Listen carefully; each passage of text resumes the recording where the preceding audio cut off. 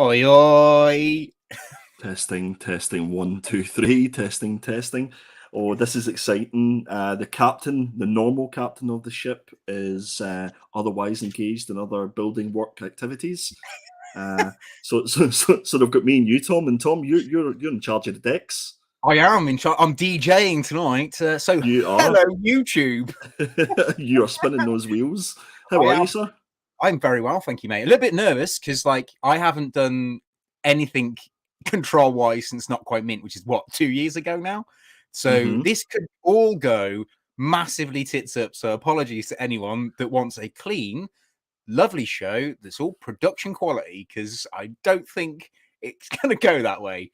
But That's it. Sell the Killer Comic Show. Well, you're not half as worried and panicking as I am, because if you get called out or if anything goes, as you say, tits up, then I don't have access to anything. And I actually feel worse than what I normally do when I'm hosting. So this is a bit of a weird situation.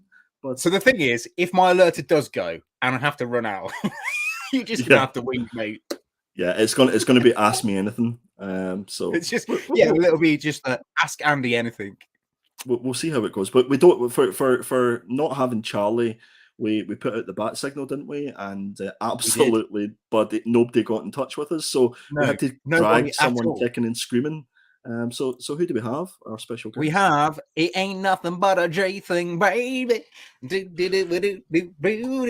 All right, governor. All right, governor. I'm doing the Andy. Charlie. Yeah. That was a little bit racist, but yeah, we'll keep going. Welcome to the show, Peter. How are we? How are you doing? Are you well? Honestly, you are on every single YouTube stream. I can't put my YouTube on without seeing your beautiful face. Because I don't have a life. It's all I do. I just live it. You put the hours in. I'll say that for you, mate. You put the hours in. How's things with you? You well? Not bad, mate. Not bad. Getting there. Yeah? Getting there. Looking forward to this. I always love coming on this show. Liar. So 100% lies. Tom, it looks as if the chat is absolutely buzzing. The chat is buzzing, mate. I was gonna get there. Give me a second, mate. I'm like your little wingman. Well, I'm your wingman. I'm just easing you in slowly but softly. Yeah. So the chat is buzzing. Actually, Andy, do you know what? Do you know which button to press now, Tom? I'm just. No. We've got you. You were here early. Me. So thank you for coming. We got ABZ Comics. He's in the house. We've got Chris Bell, as always. We've got Fuzzy Dunlop's in the house. There we go. We've got Dan Dixon. He's in the house. Dan. Nice to see you, mate. And we've got Connie, as always. Connie's here. Hello, Connie. Is Connie staying, or is she out on the town tonight, Connie? What's the crack?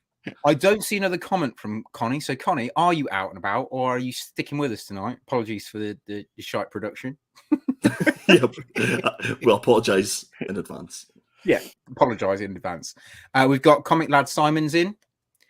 Simon, who has his new YouTube channel, who went live for the first time, and it was absolutely fantastic. So make sure that you go and sub up to Simon and his channel. Lots of anime, like very knowledgeable. Like I had no idea there was so much anime, and that's what I was actually thinking of you, Tom, when I was watching it, because you absolutely love anime. So definitely give it a go, and I'm sure at some point during this we'll drop the link to your channel, Simon. I do. I shall. I will. You shall. You will. Yeah. We've got Stream Elements, but Bot is here again, as always. Probably the most consistent person that ever comes to the show. Somebody block him, please. Somebody block him, please. No, because I love the fact that it irritates you. Well, one of many things. We got Yonko Demands Treats. He's in. Oh, and everyone's favorite superhero, Paddington Half Pint. There he is. My favorite. I mean, co-favorite with James. Co-favorite. Rewind. Co-favorite. Yeah. Rewind. And we've got Ed Vick, who's just turned up. So, hello, Ed. Hey, Ed. Nice. Connie said she's behaving herself tonight. It's Paddy's tomorrow, so I'm out tomorrow. Yeah. Fair play. I'm out tomorrow as well. I've got the night off too. Yeah. Nice. Are you out, Tom? I'm out. Yeah, I'm out with the fire crew for my kind of end of an era. Last day and about with the lads. Out with the fire crew on St. Patrick's night. That's content. What could go wrong? A load of firemen out and about on the town, just not in their uniform. Well, unless they ask nicely. Jesus. Yeah, moving on. Ashley's just turned up as well. Hey, Ash. Right then. So let me just remember what Charlie does here. All right. So, I think Peter's going to. All right, Governor. All right, Governor. Go on, tell us what we got to do next, Triple G. All right, Governor. It's the bloody covers of the week, isn't it? I don't even know. That's not London, is it? What is covers of the week, isn't it? Yeah, so this is the part of the show where we kind of get to the business end, I suppose. That's how Charlie delivers it, isn't it? The business end of the show, where we kind of have a little bit of discussion about some covers. So shall we get into it, boys? Let's do it. Yes.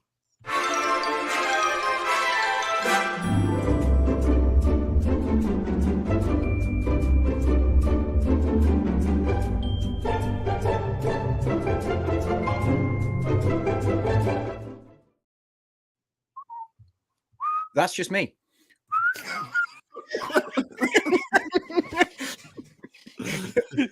It's going to be a long day. It's going to be a long show. I'm very sorry. I thought that was the cover of the week. I was going to say, that's a nice one. I like that. Yeah, that's a beautiful cover of the week. Yeah. That's the sexy fireman's calendar cover. Yeah, that's not quite Mint's exclusive right there, mate. So it is the killer covers for March the 15th. So we have all picked a cover that we like, and we just want you guys to vote on it. I mean, Andy, have you got the vote system up and running? Do you know how to get that going? Absolutely not. No, I don't Brilliant. have login for the YouTube. So don't have login. So we're just gonna have to go with votes in the chat, I think, if that's the case. So Absolutely. If you like a cover, either mine, Charlie's, Andy's, Triple G's, or what's the other one, Andy? Who else? Chris's entered I think it's Chris's, yeah. If you just put one of our names in the chat, then we can tot it up at the end to see who's won the killer cover comic of the week. Not that it means anything. Like no, it's just bragging rights at the end of the day.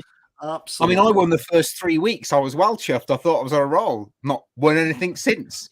Then I kicked my bots in and started getting them to vote and stuff. Exactly. Like that, so. All those bots, mate. So without further ado, let's get started with mine, because I'm hosting the show and I'm in charge. Okay, Charlie. Okay, Charlie. Easy, Charlie. Pipe down. So I've gone with Batgirl issue 6, and I've gone for the David Marquez variant cover. This is the cardstock variant of this. And as I said to the lads, we've got a little group chat going on. I saw this out of a bunch of books that were on the load of images, and it really caught my eye. And I was like, I loved it just because of the purple really catches my eye. And that was one of Not Quite Mint's main colors anyway. So I was always going to be caught by that color. But I think if you saw this on a shelf, it would catch your eye. Whether you're going to buy it or not, it would draw you into the shelf to have a look what's going on the shelf, if you like. And that's why I think it should be cover pick this week. What do you guys think? I do like it. Yeah, it was one of my top 5 that I stuck up on Instagram. I think it's the background that does it for me. It's just so striking. I think it will present really well as well. I always think of these covers like if I'm going to pick them up, I make them slabs, whether it's CBCS, CGC. The only downside to this cover, and it's one of those things that when I say it, it's probably one of those things you won't be able to not see, is it feels like Batgirl's mask is a little bit too small for the body. It's a little bit misshapen. That's kind of just a little bit. I mean, it could just be me, but that was the only downside to it. But yeah, I think this is definitely a striking cover, and from what I hear, it's done really well. I think it's nearly sold out in most places. So yeah, I definitely think it's one of the better covers. What do you think, Peter? I love it. I'm a massive fan of this particular costume on Batgirl. Anyway, I like agreed. Kind of the mask cover, and I think Tom's right. The pink just makes it pop. Yeah, I think it's really nice, and I like the fact it's on cardstock as well. So, yeah, definitely. Nice. I love the highlights on her belt. I think it's really clever. Yeah. It all just draws your eye in, doesn't it? To be fair. I also like the signature from David Marquez as well. It's the small things like, J. Scott Campbell's signature and stuff like that. It's really striking. I really like his stuff. Definitely go and check out David's Instagram. Obviously, going through the process of checking for covers and stuff like that, I go to their Instagram pages, and some of his other work is absolutely stunning. So, Top man. Yeah, definitely. Got a couple of extra people that have joined us. So we've got everyone's favorite YouTube Heisenberg. We've got Leon Russell is in the house. And Hydra Collectibles is here with us, which is awesome. So hi guys. Hey Luke. Hello. Luke agrees with you, mate, about what you said about the head being small. I don't. I think the head looks fine. But I think the fact that you both picked it out probably shows that it isn't quite right, I suppose. See, that's what me and Luke have in common. We experts on head. Like small heads. we're wow, I was nearly going to say what Peter said there, but I drew it back in because I made that mistake last week by making a little bit of a faux pas. I'm just looking here, Tom. Ash is saying, did we get his Instagram message? Tom, did you get Ash's Instagram message? I haven't been on the Killer Comics Instagram, so I don't know. Normally Charlie would check the messages and stuff like that. So let me ask Charlie, Ash, and then we'll come back to you. Captain Comics is here as well, guys. Hey, Captain. Ahoy. Hey, Captain. Right, yeah. So moving on, we're on to Charlie's cover, which is the TMNT Last Ronin, the Lost Years issue 2 with the Tyler Kirkham variant. I quite like this, to be fair. I like that it's kind of like Leo's a bit of a ghost in the background. I think that's quite smart. And I do quite like Tyler Kirkham's work. I think he's quite a talented artist. He doesn't do a fat lot of stuff that I like in the last 2 years. I think his Venom stuff's been quite samey, but this is really nice. It's kind of going back to his older kind of stuff, and I love the proportions on the blade.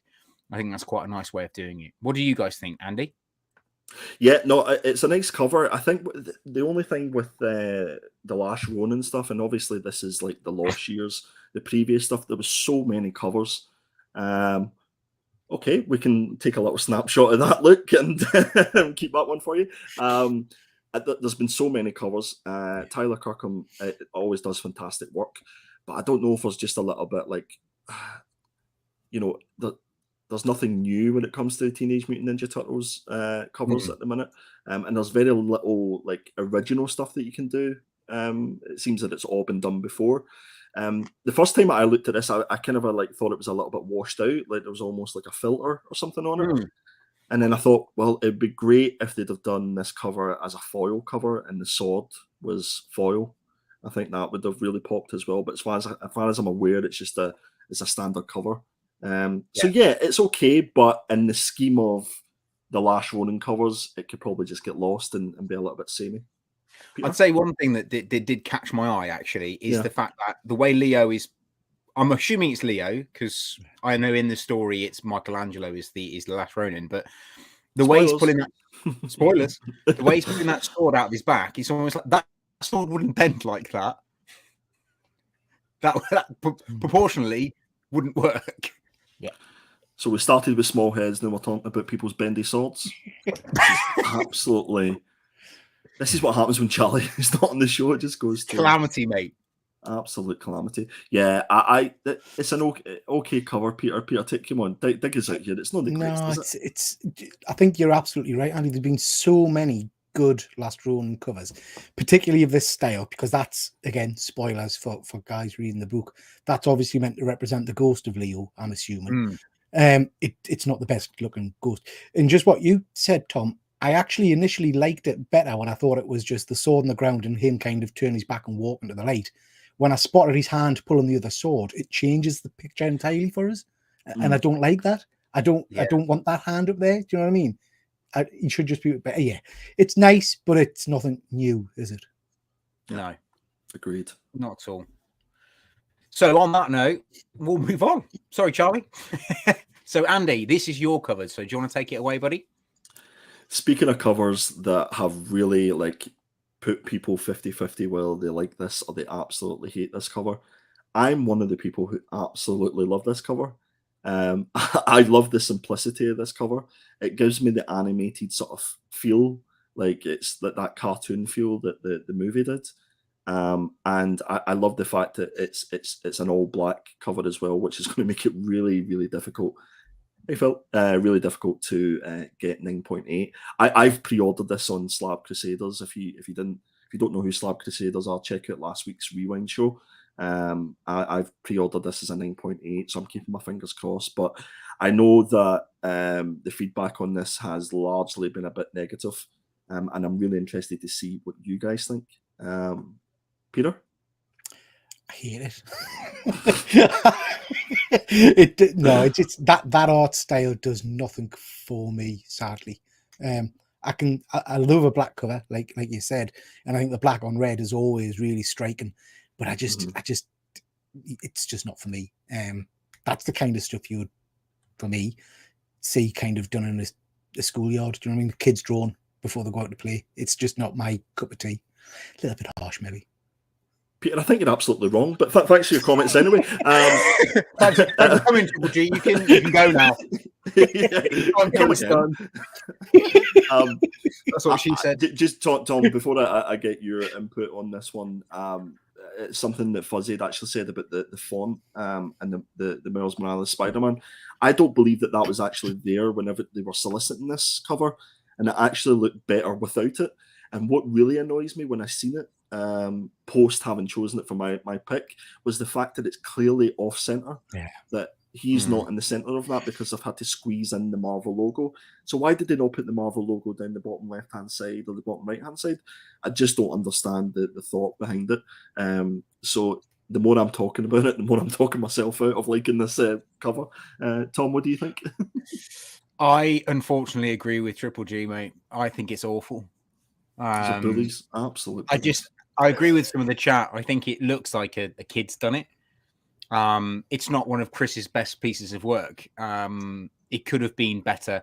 I mean, those hands don't look proportionate to the rest of the body. And I know we've just said about my cover's head having a small head, but the proportions don't seem correct at all.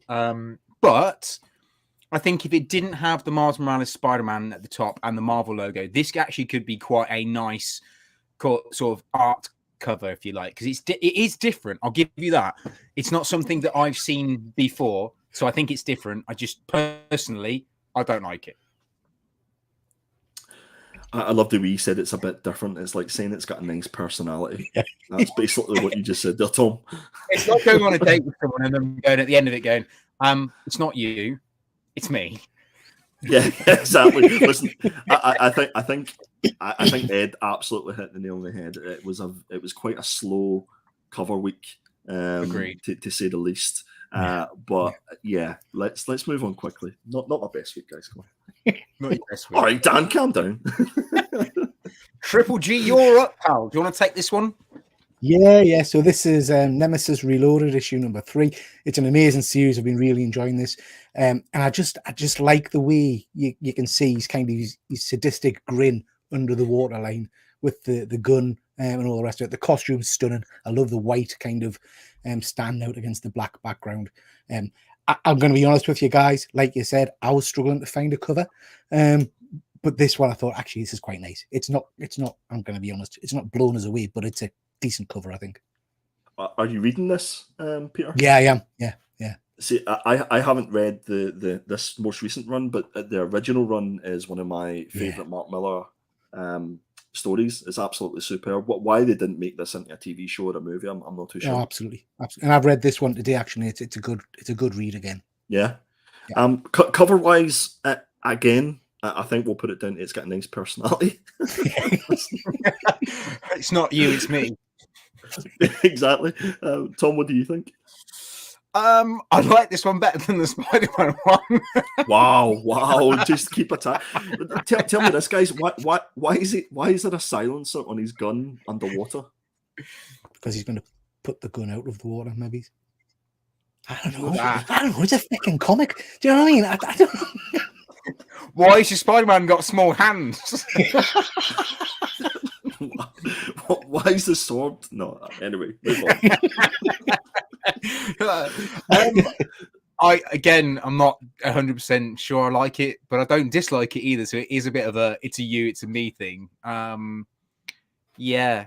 If I saw this on a shelf, I'll probably walk straight past it because it doesn't scream out to me. Like I'm not gonna stand and stare at the artwork. Do you know what I mean? But I do like the hints of color on the water. And I do think the kind of I don't know. I'm just trying to save it now, but I can't. He's like the hints of colour on the water. Come on. Yeah, we're going to move on. We've got one more. I'm going to let you take this one, Andy. Yes. So yeah, go ahead. So this is another Teenage Mutant Ninja Turtles cover, the last show in issue number 2. This is the Alan Quay cover, friend of the show.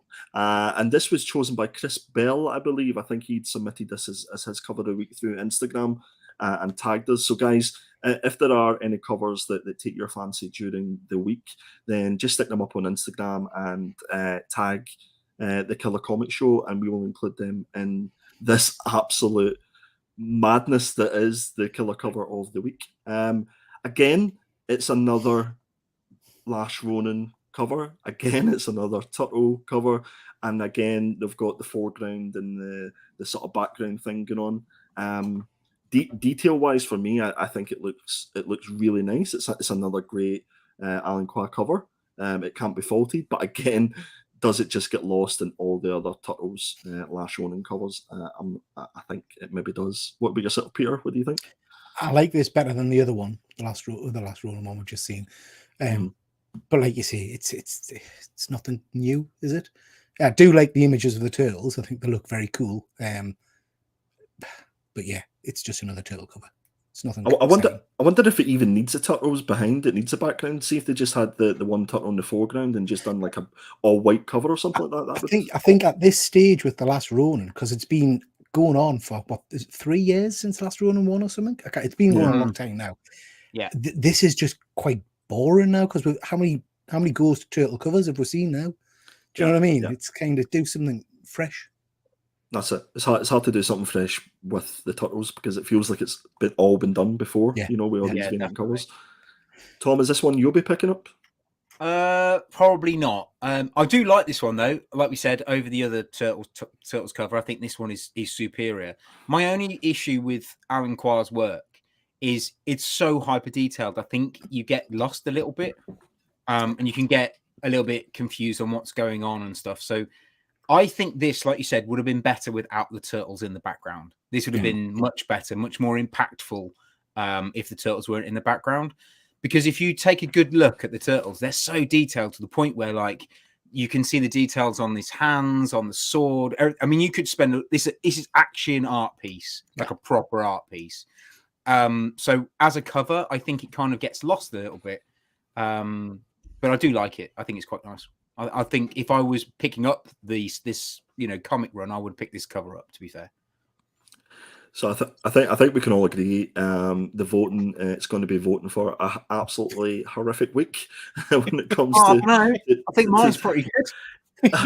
I've already forgotten what yours looked like. To be fair, after all those, it was that memorable.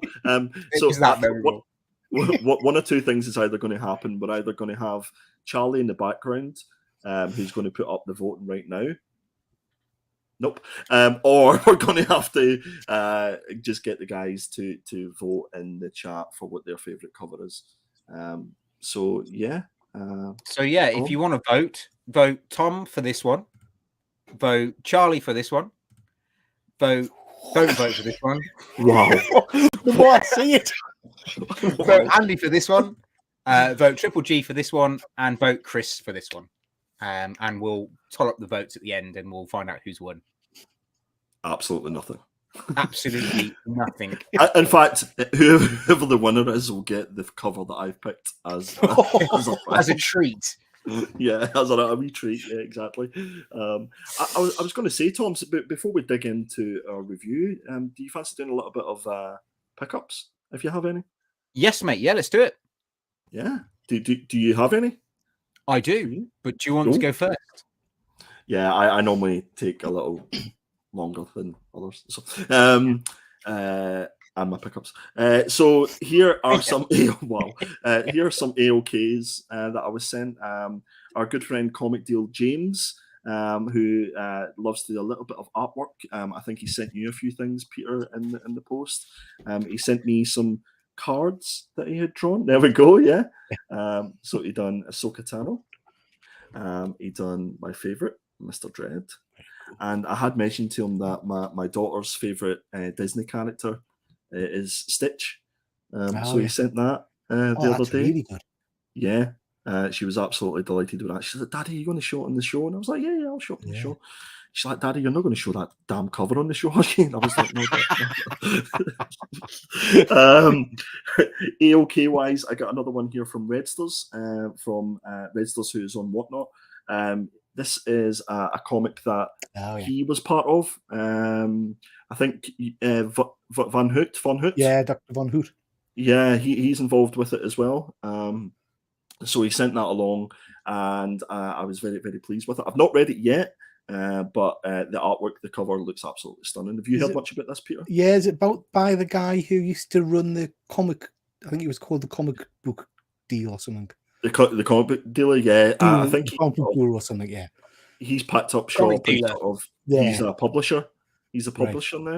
Black Rose Publishing or something, or Black something. Yeah, that's the one. Yeah, Black Rose. Yeah. So I'm going to give this a read, and we might even do a little bit of a review and stuff like that. Do you have a copy of this, Peter? No, I've not picked that one up. I'll see if I'll maybe get this to do the rounds, and once I've read it, I'll whisk it round to everybody, and we can do a wee review. Yeah, good stuff. I picked up a rather nice copy of Detective Comics 880, the iconic Jock cover. I'd seen on Twitter that Jock had put up a tweet to answering the question, what's your most iconic cover that you're known for? And he picked this one. That not necessarily his favourite, I don't think, but certainly the one that everybody knows him for. Are you going to get it signed, Andy, at Thought Bubble? Do you know, I've got a CGC one there with Scott Snyder's signature on it. I've got another 9.4 sitting there with no signatures on it, and then I've got this one. But I noticed in the back that this wouldn't get a 9.8. So I might get it signed and sketched and just stick it in a top loader. That's probably where I'm going to go with this one. Like that, yeah, good idea. 2000 AD, 40th anniversary, 45th anniversary. Jock done the cover for the 2000 AD program. So I picked that up from our good friends at Forbidden Planet. And there can't be many books with Jock's artwork on you don't own now. You're correct. You're absolutely correct. You're correct. I think there's maybe 3 or 4 that I don't own. Maybe. Have you got that list? So I think we should get that list and pop it up on the show, and anyone that's got them or knows where to get them can give you a shout. Yes. / we know what to get you for birthdays and Christmas. Yeah. Yes, i.e. Jock, if you're watching, could you send those 4 covers that I don't already have? I picked this little one up, The Exiled, Wesley Snipes. Wesley Snipes? Yeah. Have you read it? So it's Wesley Snipes who wrote this book. Yeah. It's through Whatnot Publishing. And I picked up issue number 1 because I loved the homage to this. Have you read it? Haven't yet. Have you? Is it good? No. I've heard good things though. Yeah. I think it's more. It was a cover by clearly for me, but I'm interested to see what Wesley's come up with. To see what it's like, because I thought he might be like a ghostwriter on it, and he's got someone else to do it. But no, apparently he done the whole lot on it. So you'll like this, Tom? A little bit of G. Scott. Yeah. Oh, I've got. This a little bit of Russell Dotterman Black Cat action here. I'm trying to collect all of these. There's a couple that I don't have, sort of 1 in 25s and things like that.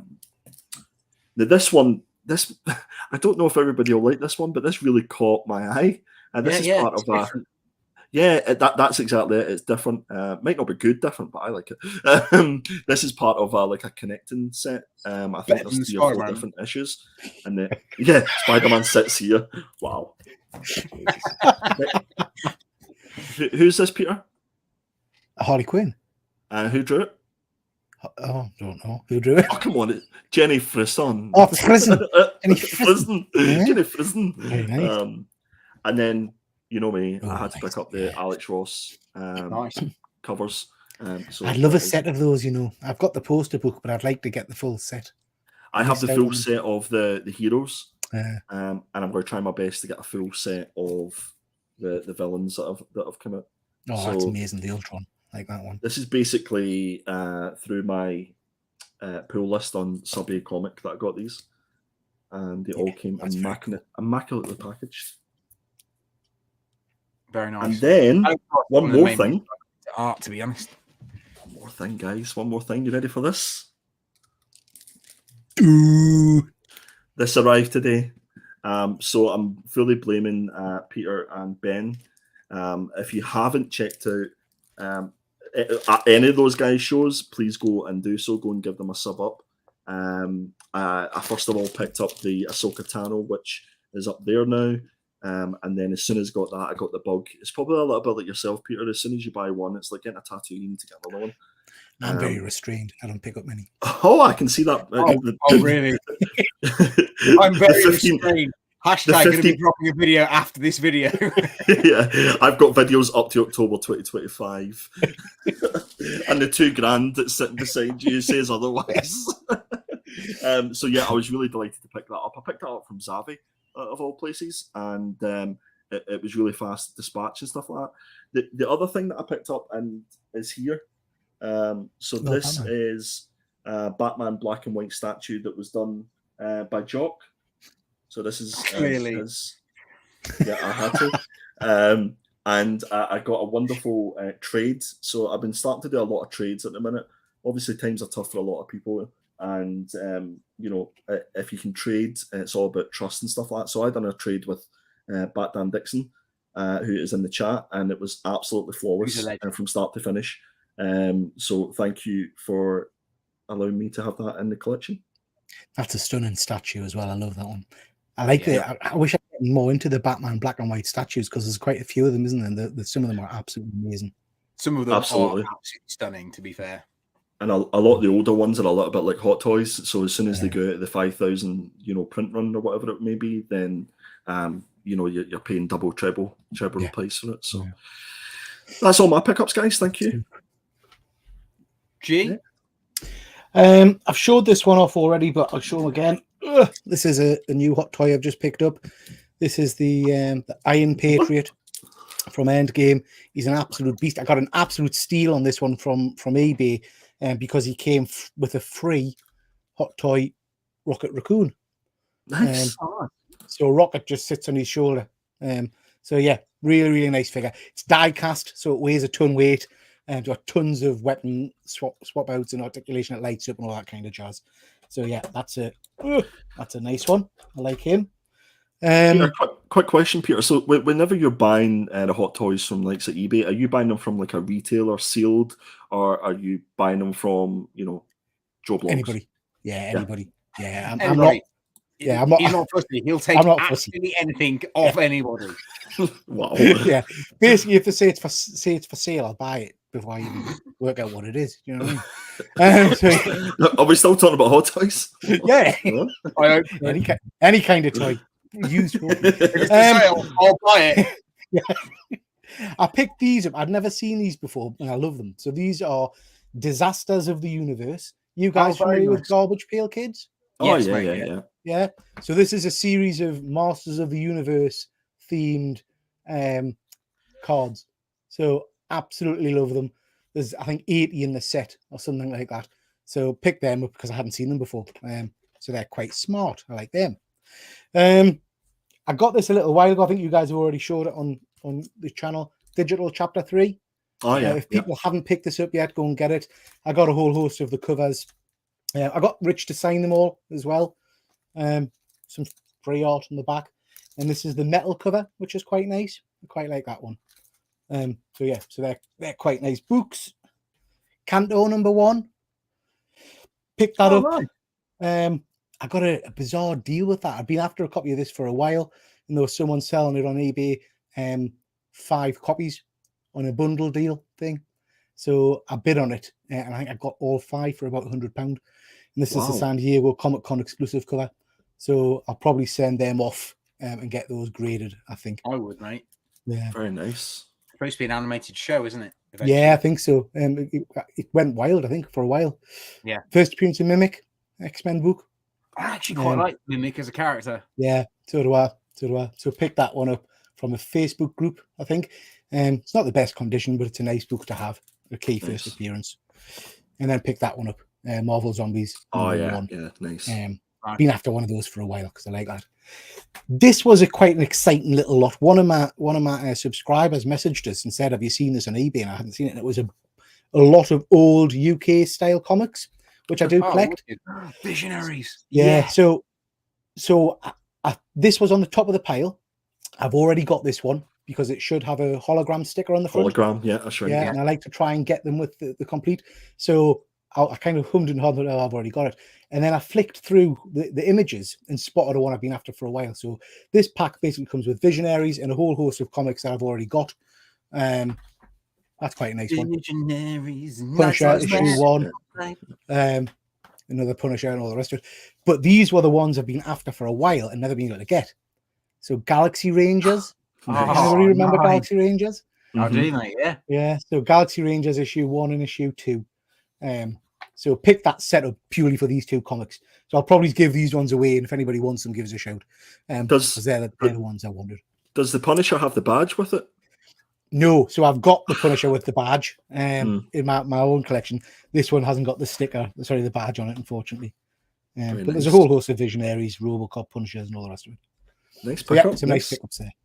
Lovely. Very nice. I just by accident read Fuzzy's comment as I'd love to get a hottie in the collection. And then they got to the bit at the end with about his wife. I was like, no, I've not read that correctly. I love that Fuzzy saying, "Oh, he's become one of them too." Yeah. Went to the dark side. To the dark side of the figurine collecting and statue collecting. That's the thing. As soon as I got the second one, I was already looking to see what other ones. It's addictive, isn't it? I'm already at the point when I'm like, well, when am I going to put it? Like, there's nowhere I can actually store it. I've just paid. So when it comes to hot toys, I collect predominantly Masters of the Universe, Marvel, DC. I collect everything. No, I kidding. I predominantly collect. But I've got like a movies collection, so I've got RoboCop, Terminator, Predator, Darth Vader, and I've always said I'll not buy more Star Wars because that's just another rabbit hole I'm going to go down. And then today, I've ordered the new Luke Skywalker from Mandalorian, so he should be coming next week. I don't know why I bought the bloody thing, but it'll look nice next to Vader.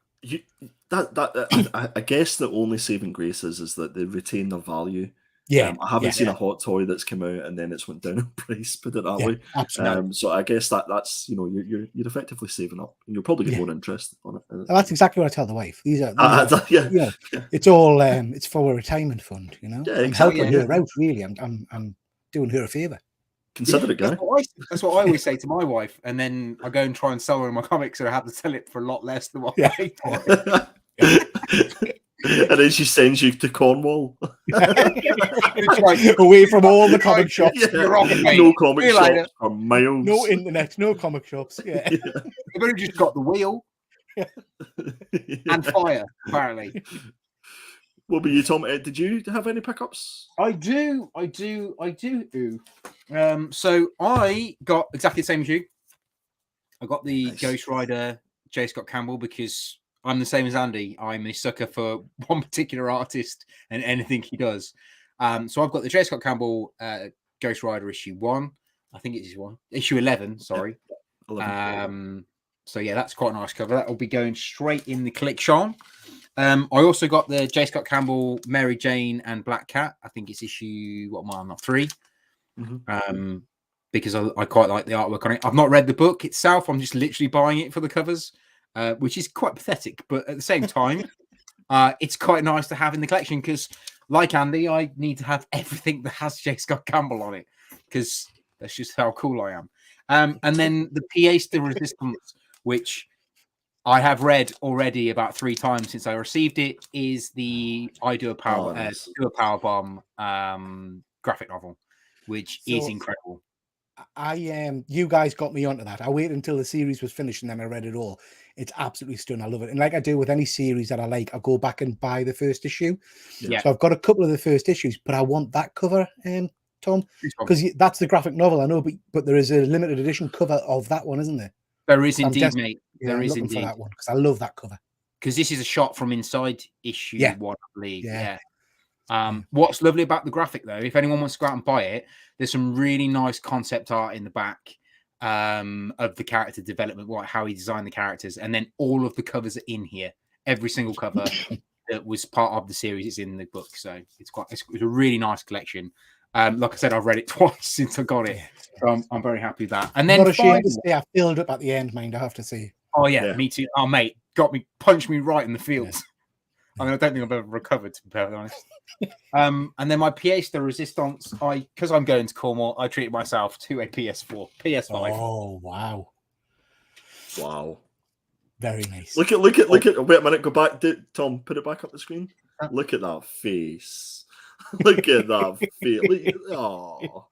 Yeah, in the nice way possible, it didn't really cost me that much. So I read about a deal that Game were doing. So if you took in your PS5 and PS4, and I think it's like 4 or 5 games, it would knock off £300 off the price of the console. So I did that, and I managed to get it for 150 quid.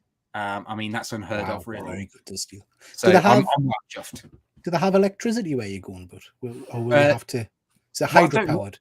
Well, I've heard the rumours that if you've got a hamster, there's a wheel in the house. You have to put the hamster in to get the power going. I'm lucky if I've got candles. I think they do candles. Yeah. I can picture the conversation now. Peter is like, no, you are going. No, you'll go. She's like, no, I'm not going. And she just hands him a PS5. Okay, I'll give you a PS5. I'll give you one. Get there. There's no electric at all. Oh, and how am I going to? It's an empty box. Actually, to be fair, this one is an empty box because it's set up in the house.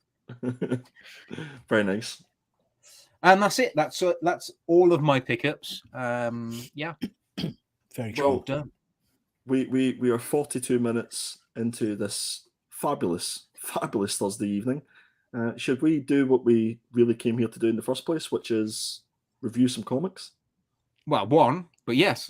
Just one. Yeah, absolutely. So we are, as always, reviewing the comics from the week previous. So we are doing last week's review. So we've decided to go with, we're voted for, the Scott Snyder Clear, which came out a while ago on Comixology, but it actually got published by Dark Horse last week. So Andy, do you want to take it away and tell everyone a little bit about Clear and then give us your review, pal? Sure. So this particular cover here is from the Comixology cover. There are, I think there was 8 covers in total for issue number 1, including this cover, and then it had a rather nice foil cover, so the Clear logo was in foil, which was fantastic. So as Tom was saying, this originally came out in Comixology through Best Jacket Press, which is obviously Scott Snyder's writing house, and it's been produced in paper format through Dark Horse Comics, who seem to have the deal for a lot of these Comixology books. So that was written by Scott Snyder, and the art is by Francis Manapul. Now, I don't know about you guys, but I wasn't really familiar with Francis's artwork I've seen it for a few things. Yeah, I look back, having obviously read this book and seen the cover and stuff like this, and oh my goodness, he's on the list there of people that I will go and look out for whenever in the future. So as Tom was saying, that this came out last week through Dark Horse, but it has been out through Comixology, so you can cheat and you can go and read all the issues if you so please. But I think we're just going to go one by one, hopefully, if it gets voted for. So where do we start? First of all, I was so looking forward to this. I didn't read it when it came out in Comixology, and I had heard so many good things about it. And because it was Scott Snyder, there was a lot of anticipation there. We are quickly put into a world where the internet is kind of went through a bit of an evolution, I think you could probably say. So instead of like what we're used to, there's like fiber lines that go through your telephone line.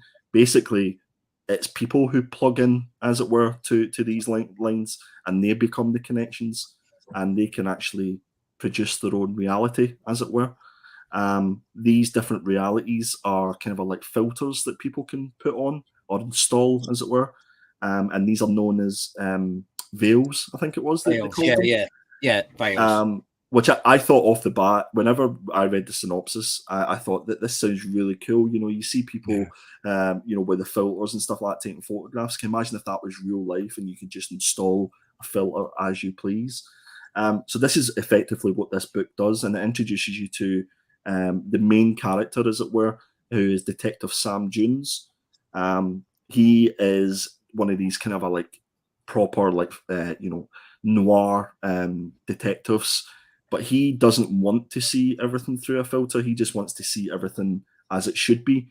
And he's kind of one of those typical detectives where, you know, he's big, he's strong, he's handsome, he's lost people to his work, he's lost people in his private life, and you can kind of feel that in the way that sort of Scott Snyder writes his character. In this particular issue, I think it's fair to say that it's a reasonably slow issue, but it's all about the setup. It's about setting up that character. It's about setting up the premise. And the main premise is that Detective Sam Jones has to track down the black veils. So these are illegal veils that basically people are buying that you shouldn't actually be able to buy. And it height. I think it. Am I right in saying that you can? It's hidden from everybody else, so you can buy these, and it's sort of undercover veils, as it were. So I believe the idea is like any veil that you use, no one else can see what you see. Yeah, it's only you that sees it. Yeah, that's that. You've absolutely nailed it on the head. That's a lot better explained than I did. Yeah, so the black veils that he's kind of hunting down, they're kind of the extreme side of it. So it's a bit more like down the rabbit hole of like someone dying or like zombie apocalypse, that kind of thing. You know, stuff that you don't really want to see or you can't see legally, if you like.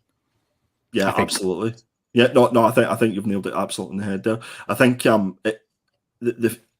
what I found particularly interesting about this book is when they were showing you some of the pages, and it was kind of a flipping between what you were seeing in the veil, and then, you know, the first page there is a perfect example where things were just, it was kind of a bit of, it was almost as if hallucinations, as if some of these characters were on drugs. As you can see here, the artwork from my perspective was absolutely spot on. I get sort of feel of a lot about Alex Ross in some of the pages whenever I was looking at them. And the interesting thing is that Francis done the color work for this as well, and I thought the colors were absolutely spectacular, absolutely beautiful. From a writing perspective, Scott Snyder for me is an absolute master kind of creating a dystopian future, as it were, and it feels like you're in the middle of a movie. That every single comic that he produces is primed for TV, is primed for a movie, and that's why I enjoy them so much, because it feels as if I'm reading a movie script. For me, this was spectacular. I really, really enjoyed it, and I think for me, and the artwork was the thing that I loved just as much as I loved Scott Snyder's writing in this one. Yeah. So that was my thoughts on it, guys. Who wants to kick off? Do you want to go, G-Man? Yeah. So okay. Yeah. So just to be honest, when I first started reading this, I thought, oh shit. So there's a scene. Yeah, there's a scene kind of before you get the introduction clear page. Do you know what I mean? Where they're talking about some people in a asylum or psychiatric hospital, and they're kind of telling a story about it.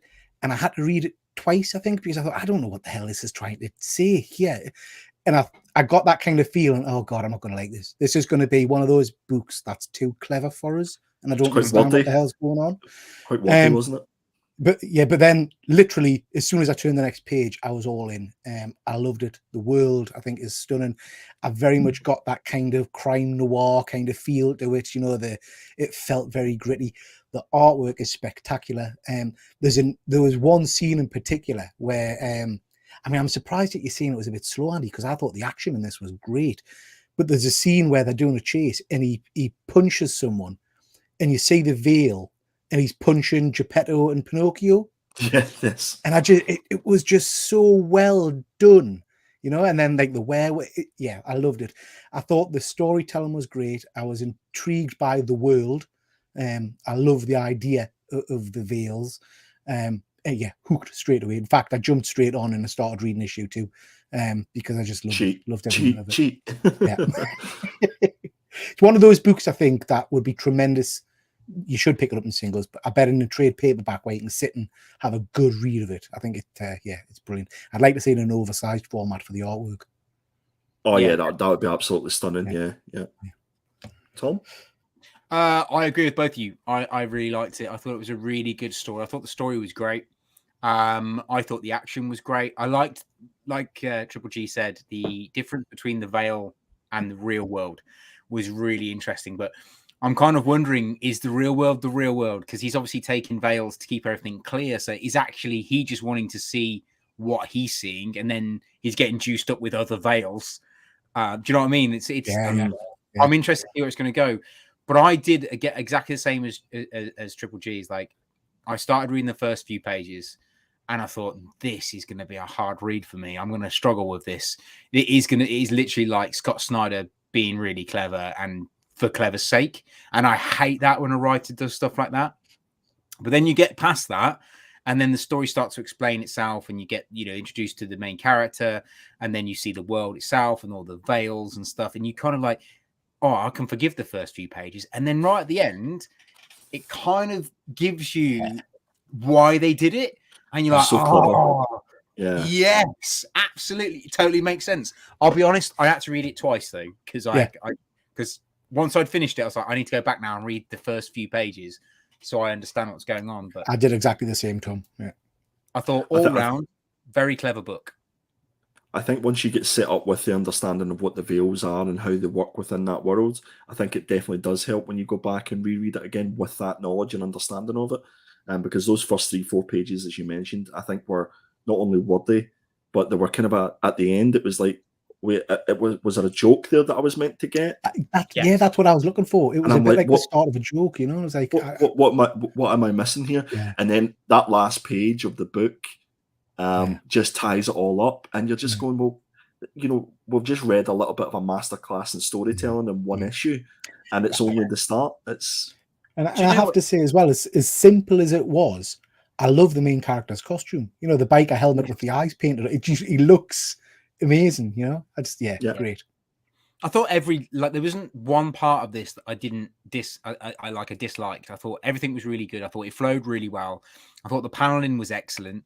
I thought the artwork was fantastic. And to find out that the artist was also the colorist, that really did make all the difference, because you can tell he's really thought about how he's drawn something to then how he's going to color it later on, which is, again, phenomenal. The writing was incredible, and I thought the story was great. I'm really interested to see where it's going to go. But I think, like you said, Andy, this was a one issue, and it was, almost like a masterclass in storytelling, because although it leaves you on a cliffhanger, this is almost like a movie where you could wait a little while to read issue 2, because it's give you enough to want issue 2, but at least to be full so you can walk away. Do you know what I mean? Yeah. So I kind of feel like you've got a really good story here, but you're quite happy to wait for issue 2. Do you know what I mean? You're not chomping at the bit for issue 2. Yeah, absolutely. I thought it was really good. I think if this was a comic that was on Netflix, it would be one of those ones you would binge all at the same time. Yeah, you would just be one after the other, because the last page sets you up beautifully to go, okay, well, what's next? I know exactly what's going on. I know what the premise is. I understand the characters. I understand what they're looking to do. Let's have more of it. And your eyes just want more of that artwork and more of the color that Francis has done. So yeah, no, it was pretty special. So for me, it was an absolute killer, guys. I'm taking it for yourselves. Yeah, I'm going to go killer 2. Yeah, 100%. Killer. So looking forward to issue number 2, and not that Peter. I might go and I don't know if I'll go and read issue number 2. I might wait till it comes out. And I haven't read it all yet. I just literally I checked out whether I could get access to it and started. He dabbled. He dabbled. Yeah. So if anybody has Amazon Prime, it actually is free through Amazon, your Amazon Prime account. That's how I read it on the Kindle. So definitely go and check it out. Ed agrees with me. Yes, at least somebody does. There's one person. What have we got next then, Tom? Right then, moving on, Kiddie Winkles. We're on to the killer picks. So this is where we get a chance to pick some books or objects or games or TV shows that as a team, we recommend that you guys go out and have a check out because we love them. Or there's something that's coming out like for Andy's Pixies Indies. So it's like something that's coming out. So we'll crack on with that, shall we? I think this is you first up, is it not, Andy? It is indeed, mate. Yeah. So this is my indie pick for next week. This is Neighbours issue number 1. And this is through BOOOOM Studios. The Jude Ellison S. Doyle is the writer, and Letizia Cadanici. I'm going to go for that. I'm committing. Do you know what? That sounded so. If you hadn't gone, do you know, I'm going to go with that. I'd have convinced. Like you should have just done it with pure like boom. That's it, because it was so convincing. I committed and I winged it pretty much. What I did. It looked good. So first and foremost, the thing that sort of struck me first with this was the cover on the right hand side. This is the artist is Franny. I don't know if you're familiar with Franny's work. For Ranny. Right. Excuse you. I thought that's what you said. I just had to double take. And I love this cover. I know that I was having a conversation. You love with Chris Franny. Bell. Yeah, indeed. I was having a conversation with Chris Bell, and he was like, "Yeah, I don't know if I really like this cover, but you can get this, and there's also a 1 in 50 foil cover as well." So the premise of this is when Janet and Oliver Gowdy move to a quaint mountain town, their daughter Casey becomes part of a horrific chain of events, revealing that their neighbours are anything but what they seem.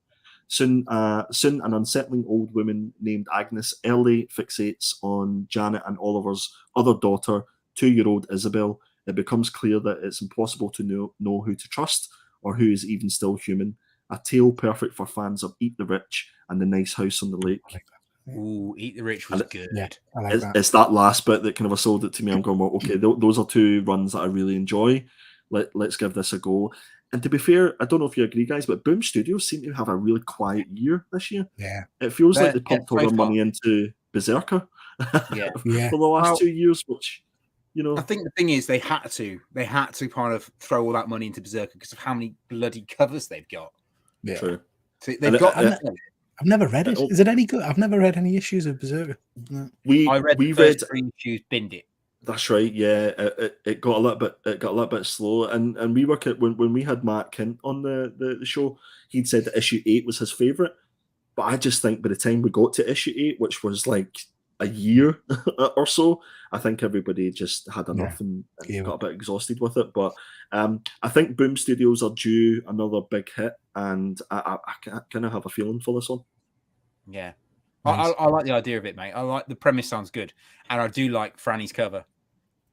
Yeah, thanks. I'll give issue 1 a go and see what it's like. I think Eat the Rich, as you say, we really enjoyed that. We reviewed a few of those issues, and Nice House on the Lake has been pretty good as well. So that is Neighbours issue number 1 by BOOOOM Studios.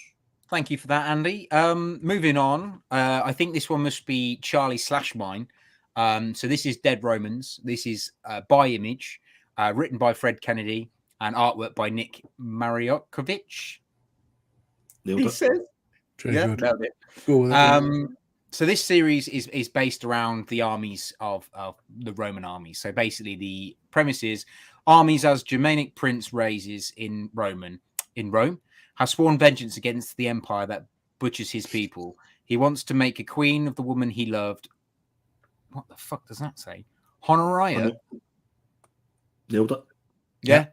A fellow slave. Now 50,000 Romans will die to give her a throne as she never asked for or wanted. Lush, beautiful illustrations bring to life a brutal tale of love war from the birth of the Roman Empire. Sounds good. Why would you not want to watch? Yeah. Why would you not want to read it? I thought that was a joke cover on the left-hand side when I first looked at it. To be fair, I did. It has those vibes. I was looking for the signature, but it definitely gives us those vibes. You're into this sort of stuff. You love the Viking series and stuff like that, Tom, don't you? I do. Anything history, mate. I love like all the kind of medieval style history, Romans, kind of knights in shining armor, Vikings, all that kind of stuff. It's right up my street. Once I get to Cornwall, I actually am going to grow my beard and my hair, and I'm going to go full Viking. You defend the coastline. That'd be good. I am. Well, no, I'm going to invade the coastline. That's where I'm going. Do you think you English people? Peter, do you think this will be one that you'll give a go, pick up? Yeah, so I do a show with a friend of mine called Efren, and where we'll look at a couple of months in advance, and this is the one I picked a few months back to say it looked really interesting. I'm like Tom, I love anything history related, so yeah, this really piques my interest.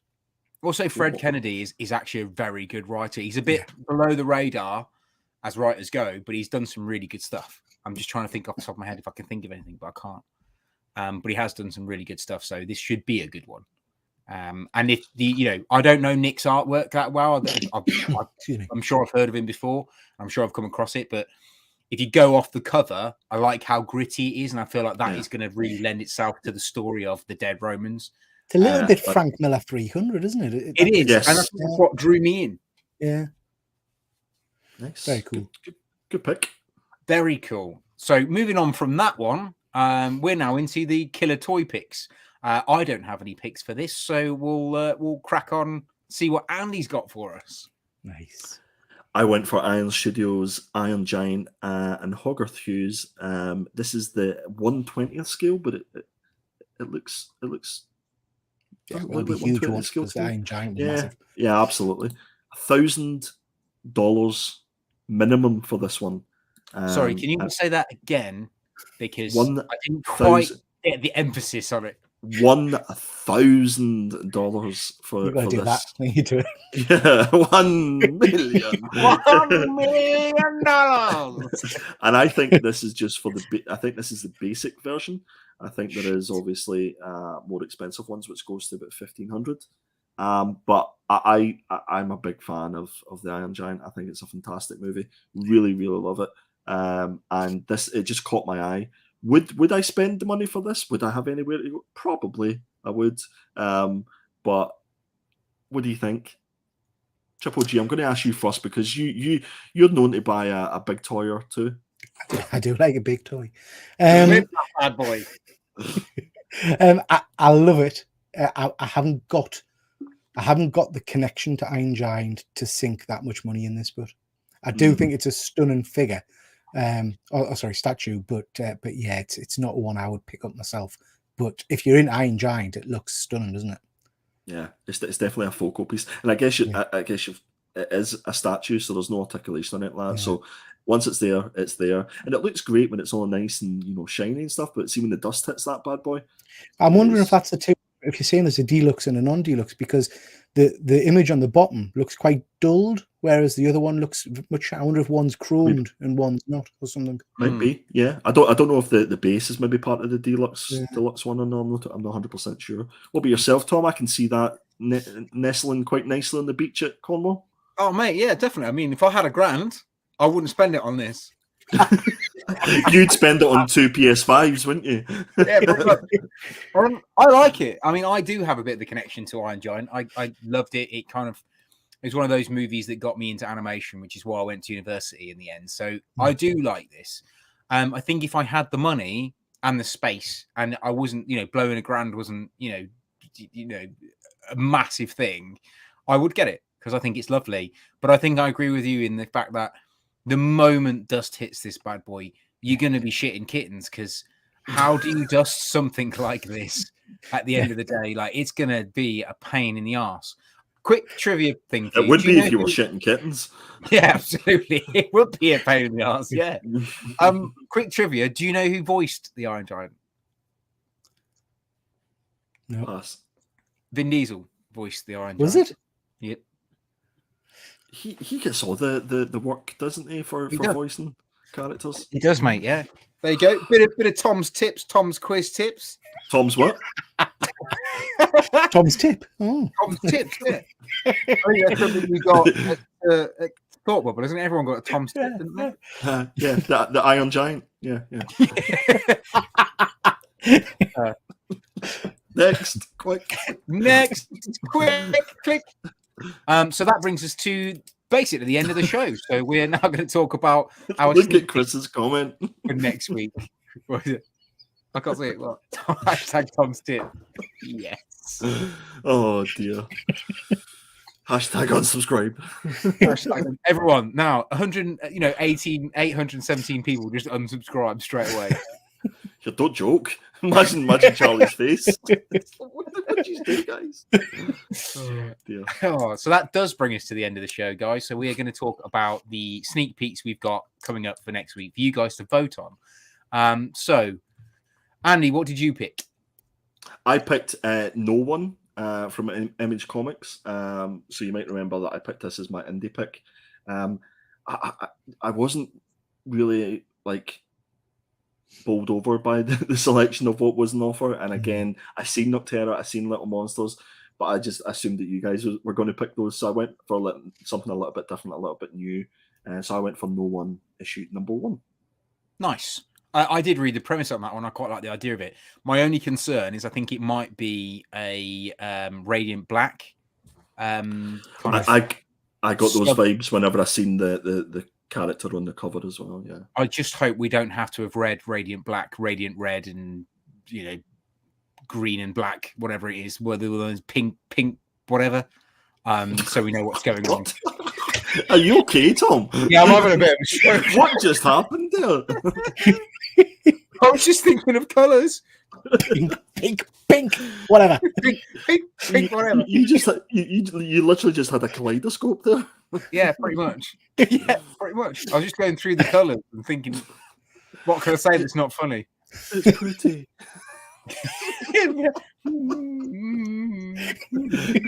Okay, what did you pick, Tom? So I went for Noctera because it's one of the best comics we've read. We've consistently read each issue. So again, Scott Snyder.